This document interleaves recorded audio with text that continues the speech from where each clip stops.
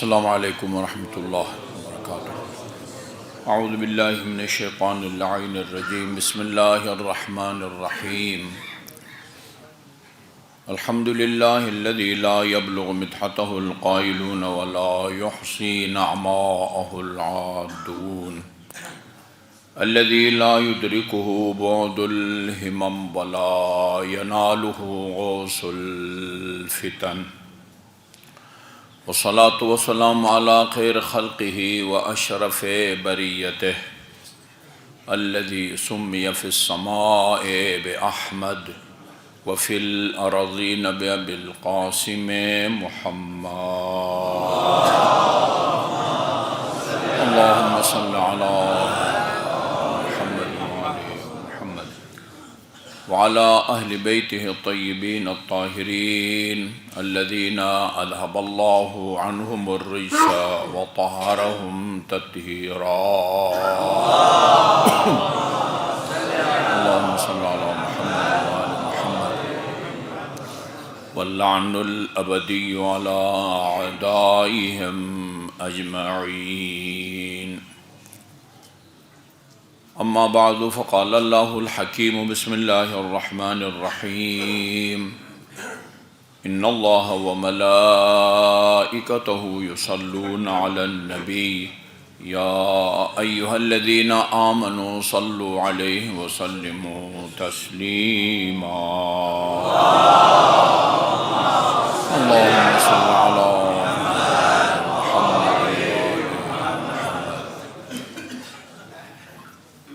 مومنین کرام، سب سے پہلے میں آپ تمام خواتین و حضرات، ناظرین اور سامعین کی خدمت میں شعبان معظم جو آن حضرت صلی اللہ علیہ وسلم کی طرف منسوب ہے، اس کے قیمتی شب روز اور لمحات کو درک کرنے یعنی ان کو پا لینے کی مبارکباد پیش کرتا ہوں۔ اللہ تعالی ہم سب کو اس ماہ مبارک، ماہ معظم کی برکتوں اور اس کی فیوزات سے زیادہ بہرہ مند ہونے کی توفیق عطا فرمائے۔ ایک لفظ جو فارسی میں بھی، عربی میں بھی اور اردو میں بھی استعمال ہوتا ہے، برکت، اور اسی سے لفظ مبارک بنا ہے۔ آپ کسی کو مبارکباد پیش کرتے ہیں، یہ برکت، مبارک، یہ بے رے اور کاف سے بنا ہے۔ برکہ تو پھر وہ آگے تے ایک اضافی چیز ہے۔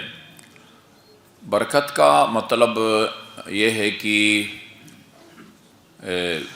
ایک چیز کا یا ایک عمل کا عام طور پر جتنا فائدہ حاصل ہوتا ہے، اس سے زیادہ یا کئی گنا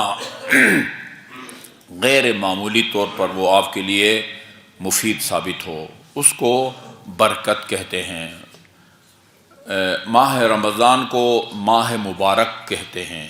ماہ مبارک اس لیے کہتے ہیں کہ یہ اس کے دن بابرکت ہیں، اس کی راتیں بابرکت ہیں، اس کے لمحات بابرکت ہیں۔ اس کے دن سب دنوں سے افضل، وہ جو شعبانیہ ہے، رمضان کے شروع میں ہم ہر سال اس خطبے کو دہراتے ہیں، اور انشاءاللہ اس سال بھی اس کو دہرائیں گے۔ اس کے دن تمام مہینوں کے دنوں سے افضل، اس کے راتیں تمام راتوں سے افضل، اس کے لمحات اور گھڑیاں سب راتوں سے، گھڑیوں اور لمحوں سے افضل، یہاں تک کہ شب قدر میں یہ کوئی حدیث بھی نہیں ہے کہ جس کے بارے میں آدمی کوئی سوچے کہ معلوم نہیں اس حدیث کے راوی کوئی معتبر اور مستند بھی ہیں یا نہیں ہے۔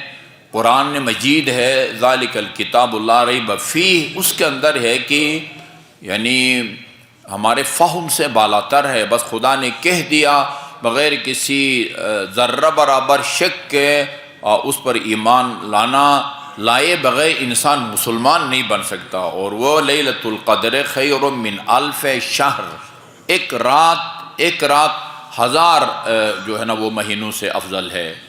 کتنا افضل ہے یہ بھی نہیں لکھا ہوا ہے، 1000 مہینوں سے افضل ہے۔ 1000 مہینوں سے افضل، 1000 مہینے ایک انسان کی عمر بنتی ہے، پاکستان کی اوسط عمر سے زیادہ بنتی ہے ایک 1000 عمر، یعنی 80-82 سال عبادت کا جتنا آپ کو اجر ملتا ہے، اس سے زیادہ شب قدر کی عبادت کا ملتا ہے آپ کو۔ وہ قرآن کی تلاوت ہو، وہ کسی غریب کی مدد ہو، کوئی نماز ہو، کوئی بھی عمل جو شب قدر میں آپ انجام دیتے ہیں، وہ ایک متوسط، ہمارے وطن عزیز کے متوسط جو انسان کی عمر ہوتی ہے اس سے زیادہ یہ برکت ہے۔ یعنی اسی طرح ایک آدمی کا مال بابرکت ثابت ہوتا ہے، جیسے دعوت ذی العشیرہ میں وہ برکت جو ہے نا سامنے آ گئی تھی۔ ایک آدمی کا علم بابرکت ہے۔ شیخ مرحوم مجلسی، ان کی کتابوں کو آپ دیکھیں، ان کے زندگی کو جو ہے نا وہ موازنہ کریں، یعنی معجزہ سے کم نہیں لگتا کہ ایک آدمی اس کو برکت ہوتی ہے، یا ایک آدمی ایک کتاب لکھتا ہے اس کی برکت ہوتی ہے۔ مفاتیح الجنان بابرکت کتاب ہے، یہ لکھنے والے کے خلوص کی دلیل ہوتی ہے۔ دنیا کا کوئی گھر تقریباً شیعوں کا ایسا نہیں ہے کہ جس میں مفاتیح الجنان موجود نہ ہو۔ اصل میں تو کتاب فارسی میں ہے، البتہ دعائیں عربی میں ہیں، لیکن اس کا جو ترجمہ ہے، شروع میں تو صرف وہ دعاؤں کا طریقہ وغیرہ بتایا جاتا تھا، فلاں دعا کی یہ فضیلت ہے، فلاں دعا کی یہ فضیلت ہے۔ ابھی الحمدللہ بعض علماء کی کوششوں سے تمام دعاؤں کا اردو میں ترجمہ بھی چھپ کے آپ کے سامنے وہ آ گیا ہے۔ عرب اگر ہوئے ہے تو اس کے گھر تعریب، فارسی سے عربی میں اس کا ترجمہ ہوا ہے، اس کے گھر میں عربی مفاتیح الجنان موجود ہے۔ اچھا، اردو میں سب سے پہلے مولانا اختر عباس رحمۃ اللہ علیہ، ہمارے استادوں کے بھی استاد تھے، انہوں نے اس کا اردو میں ترجمہ کیا، گجراتی میں، انگلش میں، ہر زبان میں یہ کتاب موجود ہے۔ یہ اس کتاب کے بابرکت ہونے کی دلیل ہے، یعنی لکھنے والے کے خلوص کی جو ہے نا وہ دلیل ہوا کرتی ہے۔ تو اعمال، کئی دفعہ اس نقطے کی طرف متوجہ کر چکا ہوں کہ ایک عمل ہوتا ہے، ایک عمل، اس ایک عمل وہ عمل آپ سب جگہوں پر اس کی قدر و قیمت، اس کا اجر اور ثواب برابر نہیں ہے۔ یہ 5 وقت کی نماز اپنے گھر کے اندر فرادہ پڑھتے ہیں، قبول ہے، اللہ تعالیٰ اس کو قبول فرماتا ہے، صحیح بھی ہے، اگرچہ مسجد میں نماز پڑھنے کی تاکید کے حوالے سے کہا گیا ہے لا صلاۃ لجار المسجد الا فی المسجد۔ اس کا مطلب یہ ہوتا ہے کہ مسجد کے پڑوس کی نماز صرف مسجد میں ہوتی ہے۔ اس کا یہ مطلب نہیں اگر آپ گھر میں نماز پڑھیں گے تو وہ باطل ہے، غلط ہے، مسجد آ کے دوبارہ پڑھیں، نہیں، وہ ناقص کی طرف اشارہ کیا گیا ہے۔ یعنی جو نماز مسجد میں آ کے پڑھیں گے وہ مکمل ہوگی، یعنی اس کا اجر اور ثواب زیادہ ہوگا۔ گھر بیٹھ کے فرادہ پڑھیں گے اس کا اجر اور ہے، محلے کی مسجد کا اجر اور ہے، بازار کی مسجد کا اجر اور ہے۔ اچھا جی، عام جامع مسجد میں پڑھی جانے والی نماز جماعت کا ثواب اور ہے۔ مسجد کوفہ، اس ترتیب سے علماء کرام نے مساجد کی فضیلت کو بیان کیا ہے۔ مسجد کوفہ کے بعد آپ کا مسجد النبی ہے، سب سے افضل وہ مسجد الحرام ہے، جہاں ایک نماز کا آپ کو 1,00,000 نمازوں کے برابر اجر ملتا ہے۔ میں اکثر وہ حج ورکشاپ میں کہا کرتا ہوں کہ یہ جو آپ دیتے ہیں وہ 11 لاکھ 12 لاکھ 13 لاکھ، بعض سرکاری اور پرائیویٹ جو ہے نا وہ کاروانوں کے ساتھ 20 لاکھ، ایک آدمی 20 لاکھ روپیہ، 20 لاکھ بھی اگر آپ دے دیں وہ مسجد الحرام میں ایک نماز کی قیمت نہیں بنتی۔ 1,00,000 نمازوں کا اجر اور ثواب ملتا ہے مسجد الحرام میں۔ اسی طرح وقت کا مسئلہ ہے، وقت اسی طرح ایک ہی عمل ہے، کسی وقت میں اس کی نماز کو اول وقت میں پڑھیں گے اس کا اجر اور ہے، درمیان میں پڑھیں گے اور ہے، اور آخر میں جو ہے نا مشکل سے اس کو آپ قضا ہونے سے بچائیں۔ یہ وقت کے اعتبار سے بھی استجابت دعا کہیں ہے اور کہیں نہیں ہے۔ شعبان المعظم وہ مہینہ ہے کہ جس کے اندر یعنی بعض اعمال اور اذکار کو بہت زیادہ اہمیت دی گئی ہے، ہر وقت دی گئی ہے، جیسے روایات میں ہے سب سے افضل عمل رمضان المبارک میں استغفار ہے اور صدقہ ہے اور محمد و آل محمد پر صلوات ہے۔ اللہم صلی اللہ محمد و آل محمد۔ میری آپ سے آج درخواست ہوگی کہ یہاں سے فوراً گھر جاتے ہی یقیناً مفاتیح الجنان آپ کے گھر میں موجود ہے، تحفۃ العوام بھی موجود ہے، اسی طرح وہ مرحوم شیخ مولانا فرمان علی کی بھی ایک دعاؤں کا وہ مجموعہ ہے، سب میں یہ صلوات امام زین العابدین علیہ الصلاۃ والسلام نے جو عربی میں ایک کہاوت ہے اہل البیت ادری بما فی البیت، گھر والوں کو پتہ ہوتا ہے کہ گھر کے اندر کیا کچھ ہے، یعنی اہل خانہ باہر کے لوگوں کے مقابلے میں زیادہ ان کو پتہ ہوتا ہے کہ ہمارے گھر میں کیا ہے۔ اہل بیت کی شان کو اہل بیت سے بہتر کوئی بھی نہیں سمجھ سکتا، یہ وجہ ہے آپ یہ دعا پڑھیں، اس کا ترجمہ پڑھیں، اللہم صلی علی محمد و آل محمد شجرۃ النبوہ، یہاں سے یہ سلسلہ شروع ہوتا ہے، پورے صلوات پر مشتمل ہے، اور اس میں اہل بیت اطہار علیہ الصلوۃ والسلام کو علم اور حکمت کا کان کہا ہے امام زین العابدین علیہ الصلوۃ والسلام نے۔ مختلف الملائکہ، یہ کوئی معمولی فضیلت اور عظمت نہیں ہے، مختلف اس جگہ کو کہتے ہیں جہاں آپ کا معمول کے مطابق روٹین میں آنا جانا ہے۔ میں وہ نورانی چہروں کو ابھی میں دیکھ رہا ہوں اسی مسجد میں جو تینوں ٹائم بعد اور بعد 2 ٹائم کم از کم اس مسجد میں نماز جماعت کے لیے آتے ہیں، یہ مسجد ان کے لیے مختلف ہے۔ جو طالب علم ہے سکول کالج یونیورسٹی جہاں روزانہ وہ جاتا ہے وہ اس کے لیے وہ مختلف ہے، آپ کاروباری ہیں مارکیٹ یا دکان آپ کے لیے مختلف ہے، آپ زمیندار ہیں اپنے کھیتوں میں جاتے ہیں باغوں میں جاتے ہیں وہ آپ کے لیے مختلف ہے، جہاں آپ کا روٹین میں آنا جانا ہو اس کو مختلف کہا جاتا ہے۔ اہل بیت کے گھرانے کے بارے میں امام زین العابدین نے فرمایا اہل بیت کے گھر فرشتوں کے رفت و آمد کی جگہ ہے، فرشتے آتے جاتے رہتے ہیں۔ امیر المومنین نے فرمایا فی ہجرت کے موقع پر فرمایا، رسول خدا نے امیر المومنین سے فرمایا ہے انی ارا ما لا ترى انی انک تسمع ما اسمع و ترى ما ارى، جو میں سن سکتا ہوں اس کو تو بھی سن سکتا ہے، اور جو مجھے نظر آتا ہے جو میں دیکھ سکتا ہوں اس کو تو بھی جو ہے نا وہ دیکھ سکتا ہے۔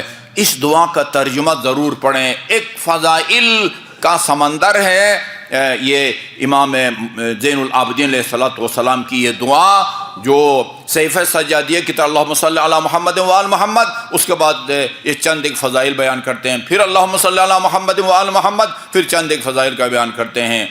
2 دعائیں ایسی ہیں کہ جن میں اہل بیت اطہار کے فضائل کو بیان کیا گیا، ایک یہ اور دوسرا زیارت جامعہ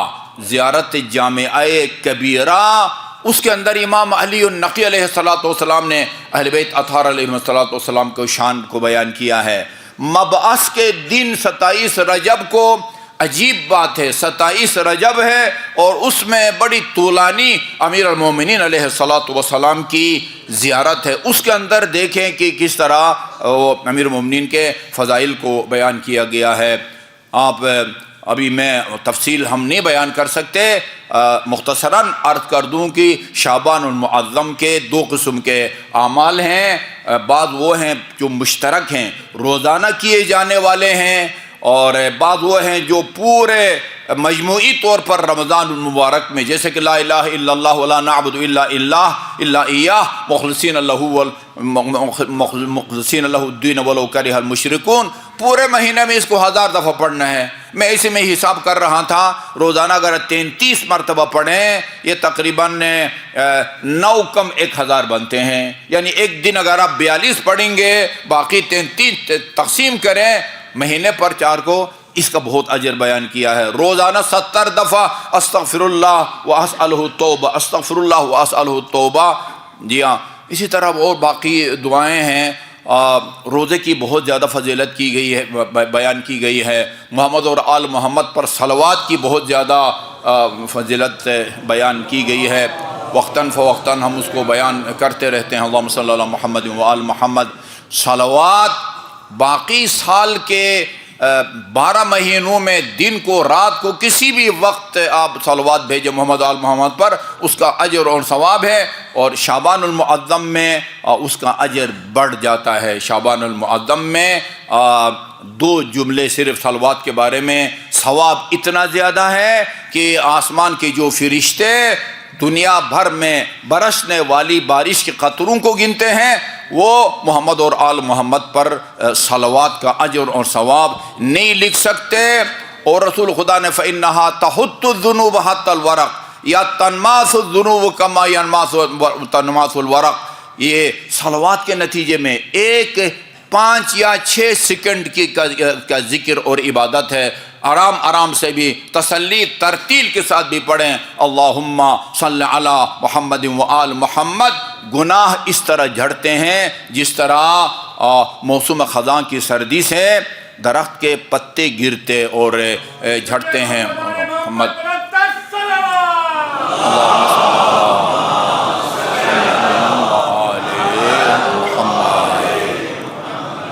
اللہ تعالی ہم سب کو اس مہینے کی برکتوں سے بھرپور مستفید ہونے کی توفیق عطا فرمائے۔ اعوذ باللہ من الشیطان اللعین الرجیم، بسم اللہ الرحمن الرحیم۔ والعصر ان الانسان لفی خسر الا الذین آمنوا وعملوا الصالحات وتواصوا بالحق وتواصوا بالصبر۔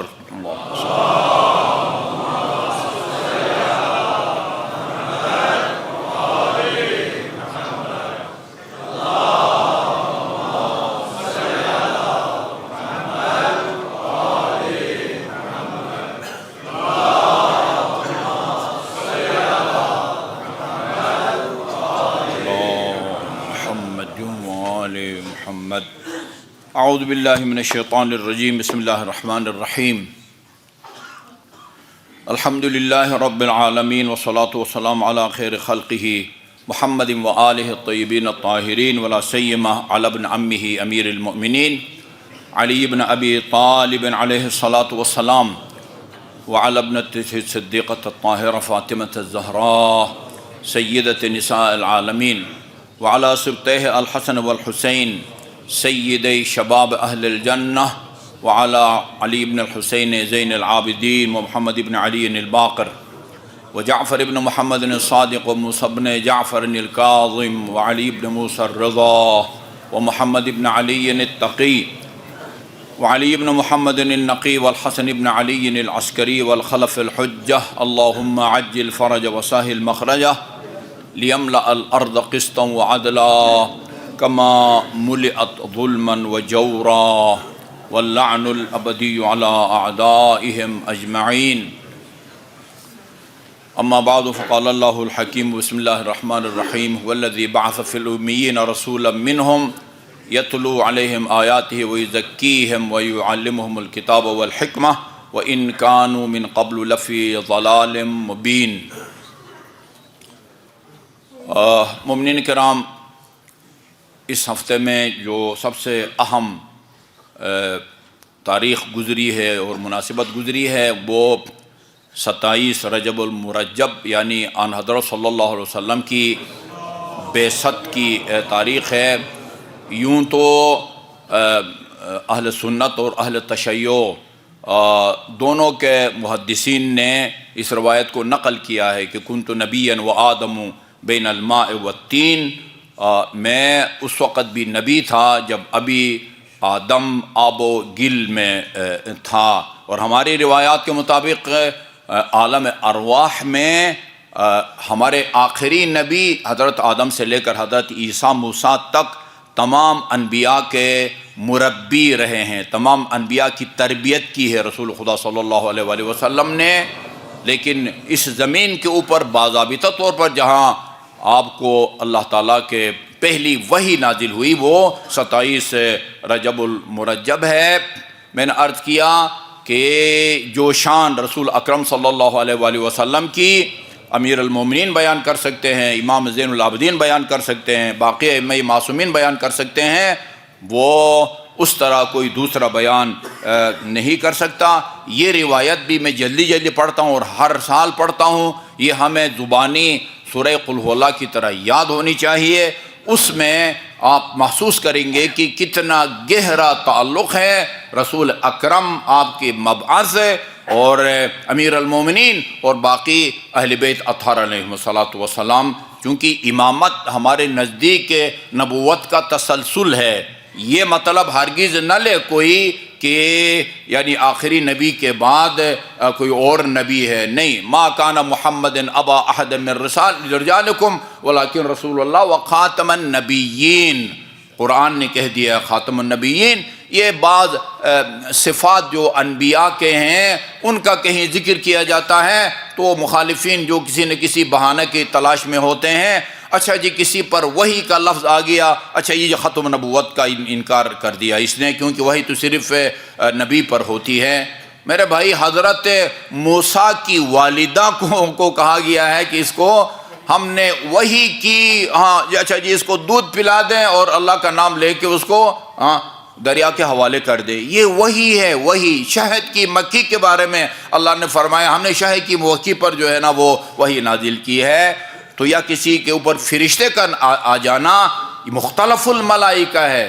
امام جعفر صادق کے گھر مجلس ہوتی تھی، اللہم صلی اللہ محمد وآل محمد، اور مجلس کے اختتام پر امام نے قسم کھا کے فرمایا تھا شاعر سے جو اپنا کلام امام کی فرمائش پر سنا رہا تھا، لقد شہدت الملائکۃ ہا ہنا. اے جعفر بن عفان اس کا نام تھا، تو جب اپنا کلام سنا رہا تھا شروع میں اہل بیت کی شان اور بعد میں مصائب، تو آسمان کے فرشتے یہاں صف اعضاء پر بیٹھے ہوئے تھے. وہ بکو کما بکینا او اکثر، جتنا ہم روئے بلکہ اس سے بھی زیادہ آسمان کے فرشتے رو رہے تھے. کسی کے پاس فرشتے کا آنا یہ اس کے نبی ہونے کی دلیل نہیں وہ بنتی. تو امام علی النقی علیہ السلام نے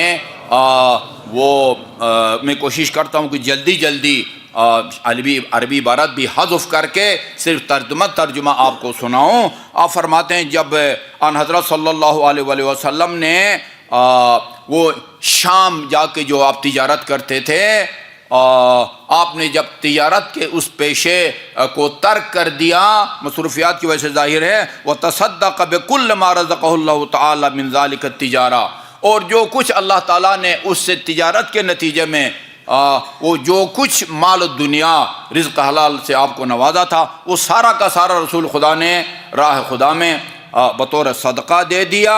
آپ ہر روز غار حرا جاتے تھے اور اس کی وہ بلند چوٹی کے اوپر چڑھ جاتے تھے. جو حج بیت اللہ سے مشرف ہوئے ہیں وہ اوپر چڑھے بھی ہوں گے، اگر وہ جو ہے نا وہ ضعیف اور بوڑھے نہ ہوں تو آدمی بہرحال وہ چلا جاتا ہے اوپر، غار ثور بھی اور غار حرا بھی، اور وہاں بیٹھ کے ینظر من قللہ الی آثار رحمت اللہ، غار حرا کی چوٹی کے اوپر بیٹھ کے چاروں طرف اللہ تعالیٰ کی رحمت کے آثار کو آن حضرت دیکھتے تھے اور اس کی رحمت کی عجیب عجیب اقسام کو دیکھتے تھے.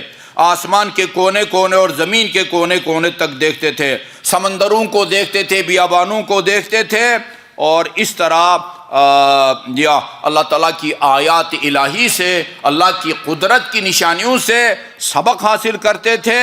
وَيَعْبُدُ اللَّهَ حَقَّ عبادتی، اور وہاں بیٹھ کے اس طرح اللہ کی عبادت کرتے تھے جس طرح عبادت کرنے کا حق ہوتا ہے. فَلَمَّا اسْتَكْمَلَ 40 سَنَةً، آپ جب 40 سال کے ہوئے، نظر اللہ تعالی الی قلبہ، تھوڑا سا موازنہ کریں جی، یعنی ان روایات کے درمیان اور ہمارے روایات کے درمیان. جو روایات کہتی ہیں جب آپ پر وحی نازل ہوئی تو آپ اتنے وہ گھبرا گئے، وہاں سے جمپ مار کے خودکشی کرنے والے تھے، پھر جناب خدیجہ الکبریٰ اپنے چچا کے پاس لے گئی، یہ کیا غیر معمولی جو ہے نا وہ حرکتیں.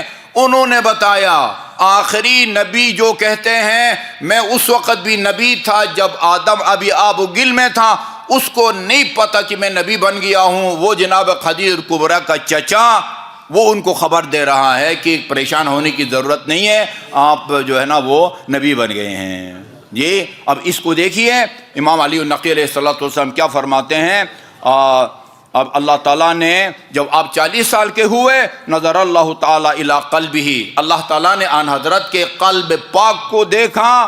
فوجد افضل القلوب، دیکھا کہ اس کائنات میں جتنے بھی دل والے ہیں سب سے افضل دل رسول خدا صلی اللہ علیہ وسلم میں، وہ اجلھا سب سے زیادہ جلیل القدر، سب سے زیادہ اللہ تعالیٰ کا اطاعت گزار، سب سے زیادہ خاشع اور متواضع، اذن لابواب السماء ففتحت، آسمان کے دروازوں کو اجازت دی گئی، تمام آسمان کے دروازہ ان حضرت کے لیے کھول دیے گئے، اور محمد ینظر الیہا، اور ان دروازوں سے آسمان کا ان حضرت نظارہ کرتے تھے، وَأُذِنَ لِلْمَلَائِكَةِ، فرشتوں کو وحی کی گئی کہ وہ بھی نازل ہوئے، وَمُحَمَّدٌ يَنظُرُ إِلَيْهِمْ، اور ان حضرت فرشتوں کو بھی دیکھتے تھے، وَأُمِرَ بِالرَّحْمَةِ، رحمت الہی کو حکم دیا گیا، فَأُنزِلَتْ عَلَيْهِ مِنَّ الدُّنْسَاقِ الْعَرْشِ، عرش الہی سے رحمت الہی ان حضرت پر وہ نازل ہوئی،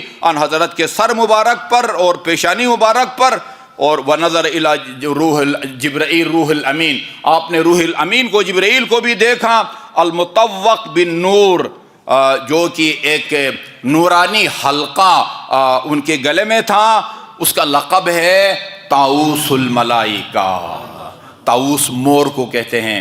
ایک ہمارے ایک عالم دین بھی گزرے ہیں ابن طاؤوس، ان کے والد بہت زیادہ خوبصورت تھے، لہذا ان کو ابن طاؤوس کہا جاتا ہے۔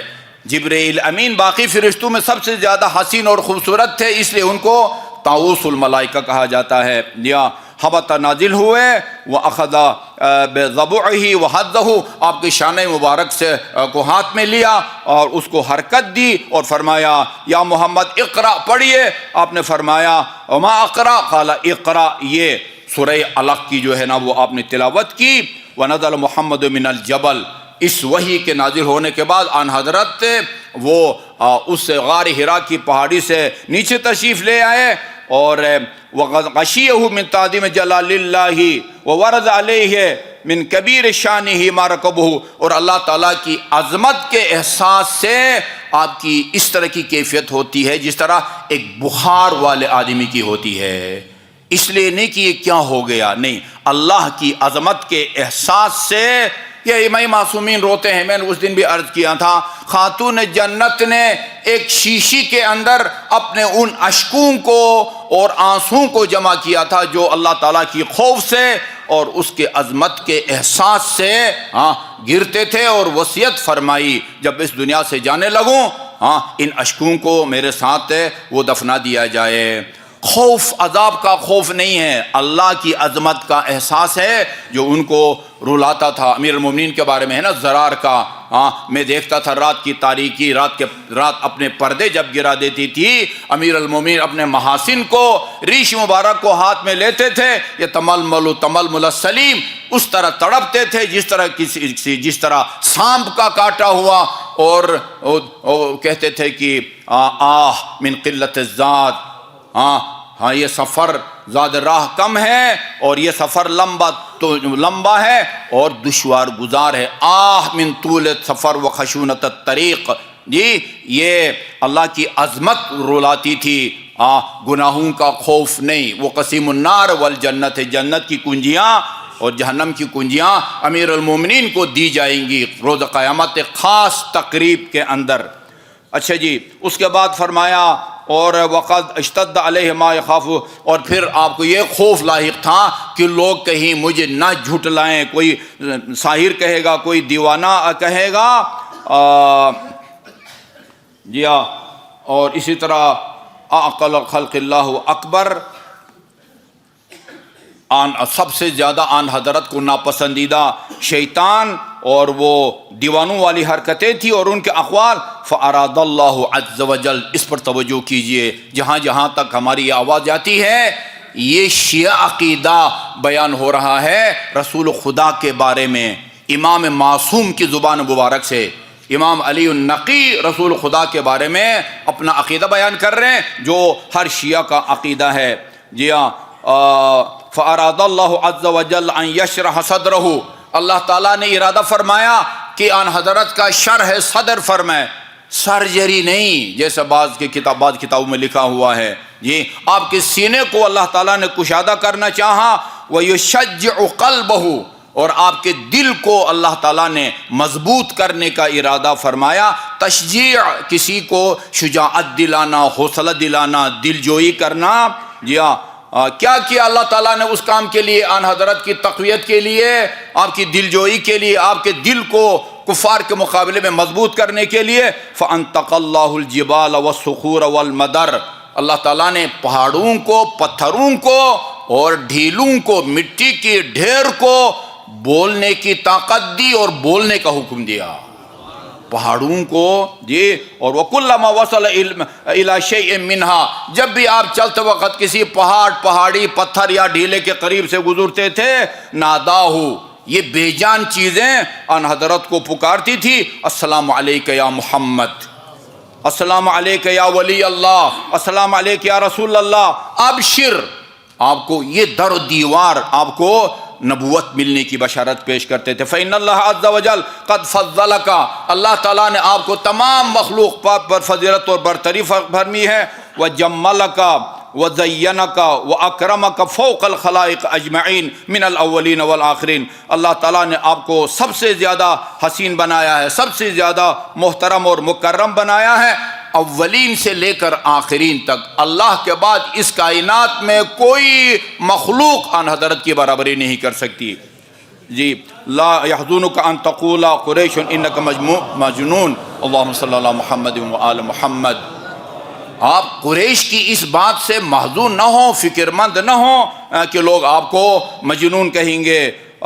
دیا اور فإن الفاضل من فضلہ، بافضیلت وہ ہے جس کو اللہ فضیلت دے، جی رب العالمین۔ والکریم، کریم یا مکرم وہ ہے جس کو اللہ تعالیٰ جس کی تکریم فرمائے، جو تمام مخلوقات کا خالق ہے۔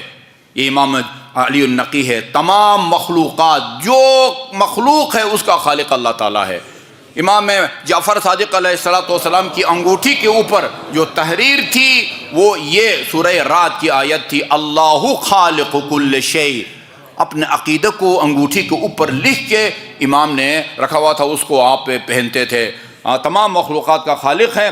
فلا یضیقن صدرک من تکذیب قریش وعناء العرب، آپ خوف زدہ نہ ہوں۔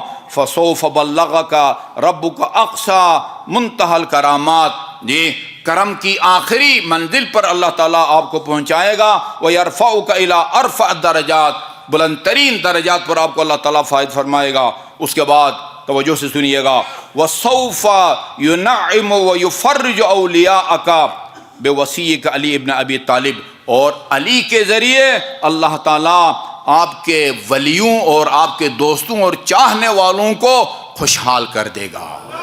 جی،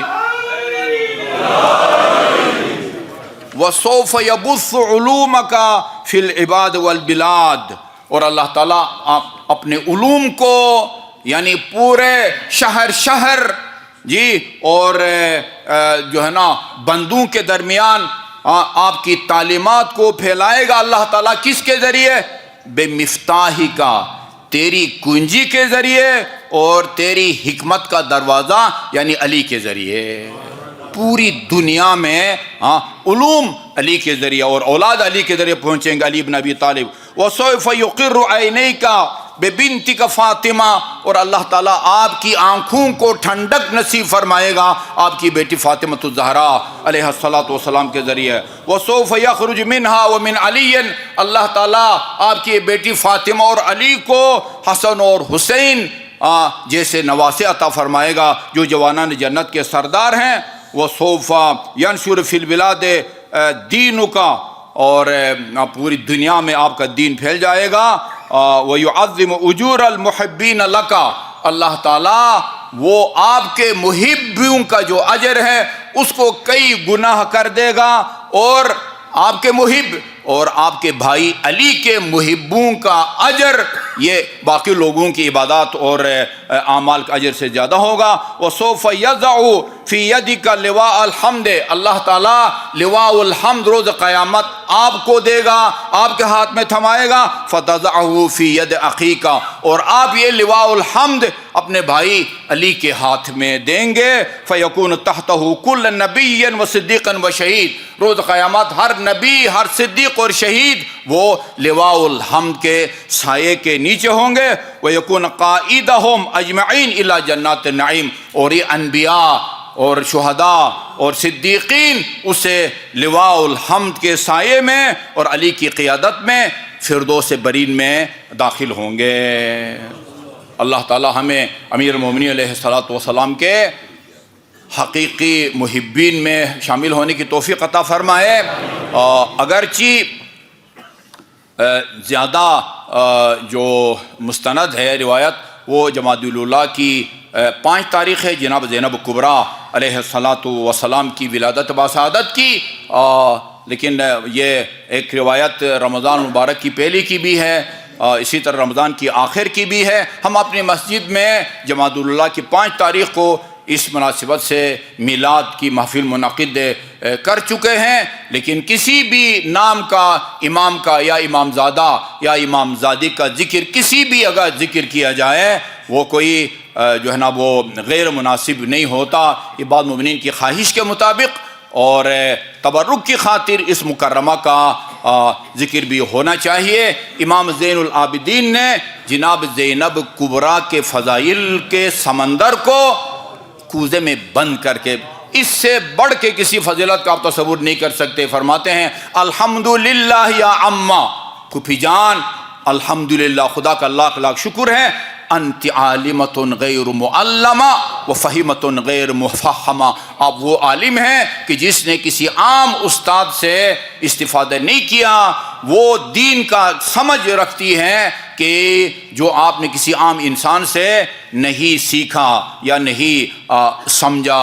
ہاں، ان کے فضائل جو ہیں وہ اگرچہ مدینے میں بھی درس قرآن دیتی تھی، تفسیر دیتی تھی، لیکن ان کا جو جوہر اس مکرمہ کا کھلا ہے وہ کربلا کے واقعے میں، خود کربلا کے اندر بھی اور کوفہ اور شام کے درباروں میں بھی ایک آپ کی شجاعت کا ایک جملہ عرض کیے دیتا ہوں، اور میرا خیال میں بہت ہے وہ، یہ دربار یزید میں کھڑے ہو کے یہ امیر المومنین نہج البلاغہ میں امر بالمعروف و نہی عن المنکر کے بارے میں فرمایا ہے۔